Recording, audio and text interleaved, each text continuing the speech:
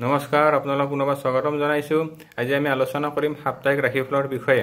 অৰ্থাৎ 24 জুনৰ পৰা 30 জুনলৈকে আমাৰ দ্বাদশ ৰাশিৰ কি শুভ আছে, কি অশুভ আছে, লগতে যদি কিবা অশুভ আছে কি প্ৰতিকাৰ কৰিলে শুভ ফল লাভ হ'ব, সেইসমূহ আজি আমি আলোচনা কৰিম। আমাৰ ৰাশিচক্ৰৰ প্ৰথম ৰাশিটো হৈছে মেষ ৰাশি।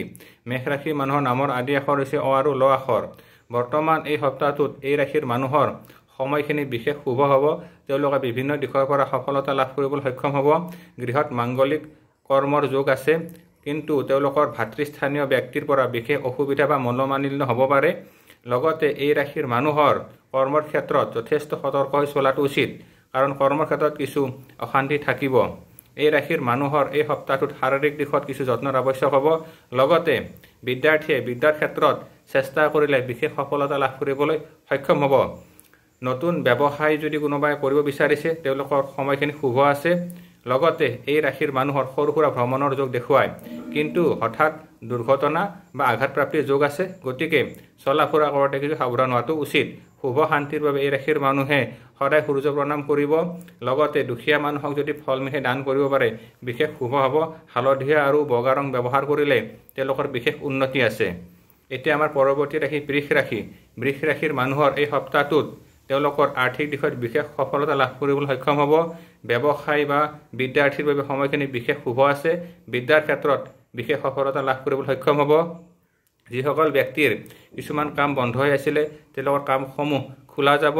লগতে এই ৰাশিৰ মানুহৰ সৰু সুৰা ভ্ৰমণৰ যোগ দেখুৱায়, কিন্তু চক্ষু বা আঁঠুৰ অলপ বিষ হ'ব পাৰে। গতিকে শৰীৰ স্বাস্থ্যত বিশেষ যত্নৰ আৱশ্যক হ'ব। শুভ শান্তিৰ বাবে সদায় সূৰ্য প্ৰণাম কৰিব। লগতে হনুমান চালিচা পাঠ কৰিলে বিশেষ সফলতা লাভ কৰিবলৈ সক্ষম হ'ব। এতিয়া আহিলে আমাৰ পৰৱৰ্তী ৰাশি মিথুন ৰাশি। মিথুন ৰাশিৰ মানুহৰ এই সময়খিনিত বিশেষভাৱে মানসিক অশান্তি থাকিব। কৰ্মৰ ক্ষেত্ৰত কিছু অসুবিধা থাকিব। লগতে শত্ৰু বৃদ্ধিৰ যোগ দেখুৱায় বা ঘৰত কিছুমান অসুবিধা পাব পাৰে। এই ৰাশিৰ মানুহৰ কিন্তু আৰ্থিক দিশত বিশেষ শুভ আছে। হঠাৎ অৰ্থপ্ৰাপ্তিৰ যোগ আছে। লগতে এই ৰাশিৰ মানুহে সমাজত মান সন্মান প্ৰতিষ্ঠা লাভৰ এটা যোগ তেওঁলোকৰ এই সপ্তাহৰ ভিতৰত থাকিব। শুভ শান্তিৰ বাবে এই ৰাশিৰ মানুহে সূৰ্য প্ৰণাম কৰিব, তুলসী গছত পানী ঢালিব। লগতে যদি গণেশ মন্দিৰৰ ধূপ চাকি জ্বলাব পাৰে, বিশেষ শুভ হ'ব। এতিয়া আহিলে আমাৰ পৰৱৰ্তী ৰাশি কৰ্কট ৰাশি। কৰ্কট ৰাশিৰ মানুহৰ এই সপ্তাহটো বিশেষ শুভ আছে। তেওঁলোকৰ স্বাস্থ্যৰ পূৰ্বৰ তুলনাত উন্নতি আছে। ঘৰত মাংগলিক কৰ্মৰ যোগ দেখুৱায়। লগতে এই ৰাশিৰ মানুহৰ সৰু সুৰা ভ্ৰমণৰ যোগ দেখুৱায়। আৰ্থিক দিশত বিশেষ শুভ হ'ব, কিন্তু এই ৰাশিৰ মানুহৰ টেনশ্যন বৃদ্ধি হ'ব পাৰে। লগতে ভাতৃস্থানীয় ব্যক্তিৰ লগত মনোমালিন্য হ'ব পাৰে। সেই দিশত যত্নৰ আৱশ্যক হ'ব। এই ৰাশিৰ মানুহৰ এই সপ্তাহত ভিতৰত তেওঁলোকৰ শাৰীৰিক দিশত কিছু যত্নৰ আৱশ্যক হ'ব। সাধাৰণতে টোপনি আৰু চক্ষু ৰোগত অসুবিধা পাব পাৰে। শৰীৰ স্বাস্থ্যৰ বিশেষ যত্নৰ আৱশ্যক। শুভ শান্তিৰ বাবে ভগৱান শিৱৰ নাম জপ কৰিব। লগতে দুখীয়া মানুহক যদি ফল মিঠাই দিব পাৰে, তেতিয়াহ'লে বিশেষ শুভ হ'ব। এতিয়া আমাৰ পৰৱৰ্তী ৰাশি সিংহ ৰাশি। সিংহ ৰাশিৰ মানুহৰ এই সপ্তাহত তেওঁলোকৰ নিশ্চয় শুভ ফল লাভ হ'ব। যিসকল ব্যক্তিয়ে কৰ্মক্ষেত্ৰত চেষ্টা কৰি আছিলে, কৰ্মত সফলতা লাভৰ যোগ দেখুৱায়। বিদ্যাৰ্থীৰ বাবে সময়খিনি বিশেষ শুভ আছে। এই ৰাশিৰ মানুহৰ ভ্ৰমণৰ যোগ দেখুৱায়। লগতে মানসিক দিশত পূৰ্বৰ তুলনাত উন্নতি আছে, কিন্তু এই ৰাশিৰ মানুহৰ হঠাৎ আৰ্থিক দিশত কিছু ক্ষতি হ'ব পাৰে।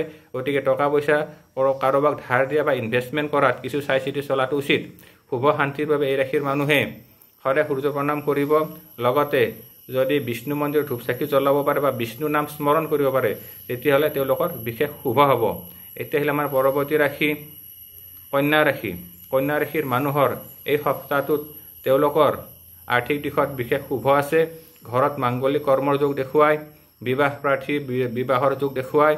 যিসকল ব্যক্তিয়ে কিছুমান এক্সামৰ ক্ষেত্ৰত চেষ্টা কৰি আছে, গতিকে পঢ়াৰ ক্ষেত্ৰত কিছু চেষ্টা যত্নৰ আৱশ্যক হ'ব। লগতে এই ৰাশিৰ মানুহৰ কৰ্মৰ ক্ষেত্ৰত বিশেষ শুভ ফল লাভ হ'ব। আৰ্থিক দিশত যদিও শুভ, কিন্তু হঠাৎ অৰ্থ ক্ষতিৰ যোগ দেখুৱায়।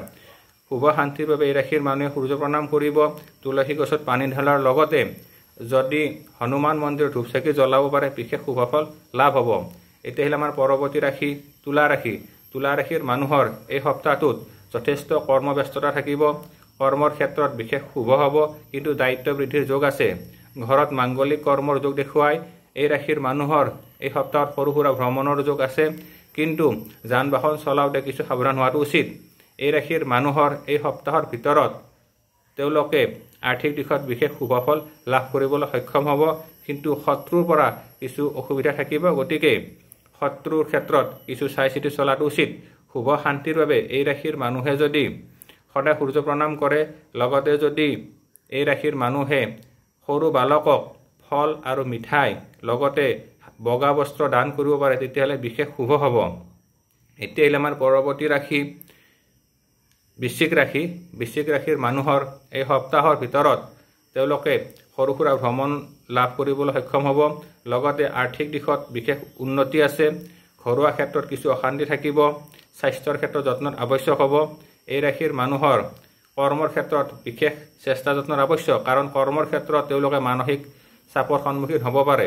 লগতে এই ৰাশিৰ মানুহৰ এই সপ্তাহৰ ভিতৰত তেওঁলোকে আৰ্থিক দিশত কিছু সফলতা লাভ কৰিবলৈ সক্ষম হ'ব, কিন্তু শাৰীৰিক স্বাস্থ্যৰ যত্নৰ আৱশ্যক হ'ব। শুভ শান্তিৰ বাবে এই ৰাশিৰ মানুহে সদায় সূৰ্য প্ৰণাম কৰিব, ভগৱান শিৱৰ মন্ত্ৰ জপ কৰিব পাৰিলে বিশেষ উন্নতি আছে। লগতে যদি বেলগছত পানী ঢালিব পাৰে, বিশেষ সফলতা লাভ কৰিবলৈ সক্ষম হ'ব। এতিয়া আমাৰ পৰৱৰ্তী ৰাশি ধনু ৰাশি। ধনু ৰাশিৰ মানুহৰ এই সপ্তাহৰ ভিতৰত বিশেষ শুভফল লাভ আছে। যিসকল বিদ্যাৰ্থী আছে, বিদ্যাৰ ক্ষেত্ৰত বিশেষ শুভ হ'ব, কিন্তু মাতৃস্থানীয় ব্যক্তিৰ স্বাস্থ্যৰ ক্ষেত্ৰত যত্নৰ আৱশ্যক হ'ব। লগতে এই ৰাশিৰ মানুহৰ ঘৰত মাংগলিক কৰ্ম হ'ব, বিবাহ প্ৰাৰ্থীৰ বিবাহৰ যোগাযোগ আৰম্ভ হ'ব। এই ৰাশিৰ মানুহৰ কিন্তু ৰাহুৰ অৱস্থানৰ কাৰণে ঘৰুৱা ক্ষেত্ৰত কিছু অশান্তি থাকিব, লগতে বন্ধুৰ লগত মনোমালিন্য হ'ব পাৰে। গতিকে কিছু সাৱধান থকাৰ উচিত। শুভ শান্তিৰ বাবে এই ৰাশিৰ মানুহে হালধীয়া আৰু বগা ৰং ব্যৱহাৰ কৰিলে বিশেষ শুভ হ'ব। লগতে যদি লক্ষ্মী আৰু বিষ্ণুৰ নাম স্মৰণ কৰিব পাৰে, তেতিয়াহ'লে বিশেষ শুভ হ'ব। এতিয়া আহিলে আমাৰ পৰৱৰ্তী ৰাশি মকৰ ৰাশি। মকৰ ৰাশিৰ মানুহৰ বৰ্তমান সময়খিনি বিশেষ শুভ আছে। বিশেষ দিশত তেওঁলোকে সফলতা লাভ কৰিবলৈ সক্ষম হ'ব। সাধাৰণতে কৰ্ম ব্যৱসায় দিশত বিশেষ শুভ আছে। বিদ্যাৰ্থীৰ বাবে সময়খিনি বিশেষ শুভ। এই ৰাশিৰ মানুহৰ ঘৰুৱা ক্ষেত্ৰত কিছু সমস্যা থাকিব, অৰ্থাৎ কোৰ্ট কাছাৰী বা মামলা মোকদ্দমাৰ যোগাযোগ এটা দেখুৱায়। গতিকে সেইবিলাক দিশত কিছু এৰাই চলাটো উচিত। এই ৰাশিৰ মানুহৰ আৰ্থিক দিশত শুভ যদিও শাৰীৰিক আৰু মানসিক কিছু অশান্তি থাকিব। শুভ শান্তিৰ বাবে এই ৰাশিৰ মানুহে মা কালী মন্দিৰত ধূপ চাকি জ্বলালে বিশেষ শুভ হ'ব। লগতে যদি দুখীয়া মানুহক হালধীয়া বস্ত্ৰ দান কৰে, তেতিয়াহ'লে বিশেষ উন্নতি। এতিয়া আহিলে আমাৰ পৰৱৰ্তী ৰাশি কুম্ভ ৰাশি। কুম্ভ ৰাশিৰ মানুহৰ এই সপ্তাহৰ ভিতৰত তেওঁলোকে টকা পইচাৰ ক্ষেত্ৰত বিশেষ শুভফল লাভ কৰিব। সৰু সুৰা ভ্ৰমণৰ যোগ দেখুৱায়। বিদ্যাৰ্থীৰ বাবে সময়খিনি যদিও শুভ, তেওঁলোকে বিদ্যাৰ ক্ষেত্ৰত বিশেষ চেষ্টা যত্ন আৱশ্যক হ'ব।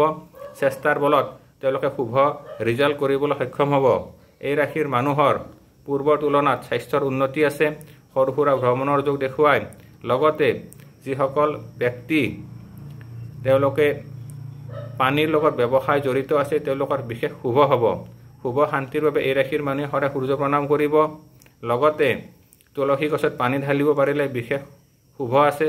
যদি সম্ভৱ হয় গাই গৰুক কল, কেঁচা পাচলি আৰু গুৰ খোৱালে তেওঁলোকৰ নিশ্চয় মংগল হ'ব। এতিয়া হ'ল আমাৰ পৰৱৰ্তী ৰাশি আৰু ৰাশি চক্ৰৰ অন্তিম ৰাশিটো হৈছে মীন ৰাশি। মীন ৰাশিৰ মানুহৰ বৰ্তমান স্বাস্থ্যৰ পূৰ্বৰ তুলনাত উন্নতি আছে। ঘৰুৱা ক্ষেত্ৰত শুভফল লাভ হ'ব। সৰু সুৰা ভ্ৰমণৰ যোগ দেখুৱায়। কৰ্মৰ ক্ষেত্ৰত তেওঁলোকে কিন্তু চেষ্টা যত্নৰ আৱশ্যক হ'ব, কাৰণ কৰ্মৰ ক্ষেত্ৰত কিছু বাধাৰ সন্মুখীন হ'ব পাৰে। লগতে এই ৰাশিৰ মানুহৰ চেষ্টা কৰিলে যিকোনো ক্ষেত্ৰত সফলতা লাভ কৰিবলৈ সক্ষম হ'ব। শাৰীৰিক দিশত যত্নৰ আৱশ্যক হ'ব। যান বাহন চলাওঁতে কিছু সাৱধান হোৱাটো উচিত। লগতে এই ৰাশিৰ মানুহৰ মাতৃৰ বৰ্তমান স্বাস্থ্য যত্নৰ আৱশ্যক হ'ব।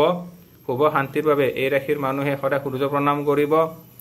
সম্ভৱ হ'লে শিৱ মন্দিৰত ধূপ চাকি জ্বলাই ভগৱান শিৱৰ নাম জপ কৰিলে তেওঁলোকৰ বিশেষ মংগল হ'ব। বগা আৰু ৰঙা ৰং ব্যৱহাৰ কৰিলে নিশ্চয় উন্নতি হ'ব। এইখিনি আছিলে আমাৰ সাপ্তাহিক ৰাশিফল।